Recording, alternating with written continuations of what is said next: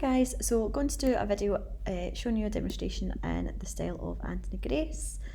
Now it is more of a kind of puzzle piece effect that we're going for here. You can obviously do what this artist has done here, and you can fill in with solid boxes of colour depending on how you want to distort your image, or perhaps copy plain sections from your background. That is entirely up to you. So what I have saved alongside the video in the shared area is this Photoshop template. So you won't have an image in here, all you will have is template 1 and then template 2. So this is going to be a guide when you start to copy and paste sections, so it's really quite easy once you have this guide. Now I've just popped in 2 different sizes here. It completely depends on what you're after. You might even want to make them that little bit bigger. To make your own boxes, all I have done initially to make this checkerboard effect is obviously have 2 different colours, try have them kind of contrasting, so it's really easy to see where one box ends and one begins. And I've just went with the little rectangle tool and made the boxes. So again, it's entirely up to you how you wish to do it. I've then merged all of them together and made it as one layer.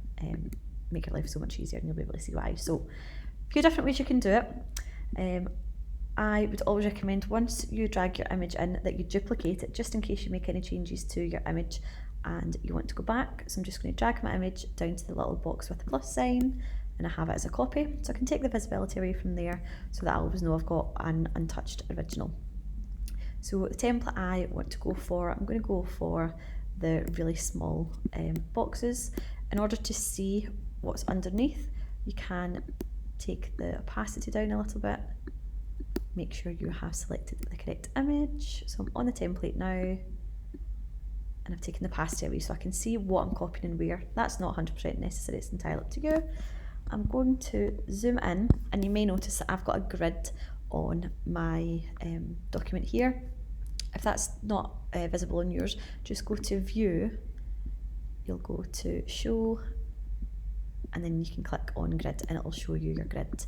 From there, all I need to do is go to my rectangle marquee tool, make sure I'm on my image copy, so I'm always going to be working on my photograph, and all I need to do is select the box. So make sure I have selected that area. I'm then going to copy and paste, so I can do edit copy, edit paste, or Command C, Command V. You can see I've got a little box here. If I drag that up to the top, then I can see it here, and I might want to move it over there again. I'm then going to go back to my image copy. I'm going to select a box that I want again, Command C, Command V.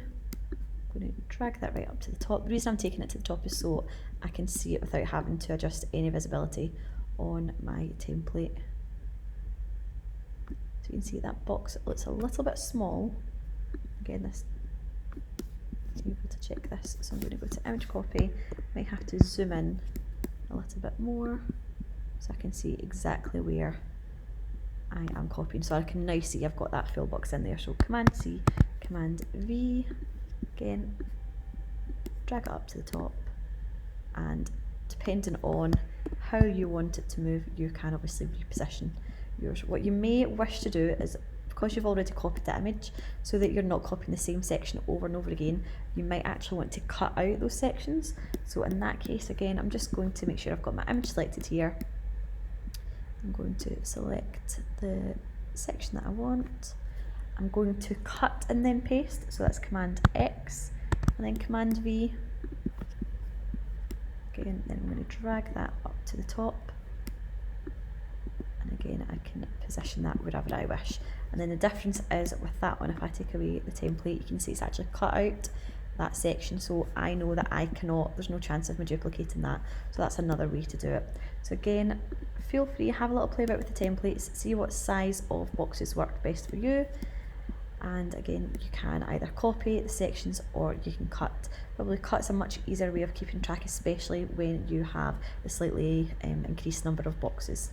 Again, give it a little go, again play about with either having plain backgrounds, so it might be sections of a jumper or the actual backdrop that I'm going to copy, kind of tessellate down, but that is entirely up to you.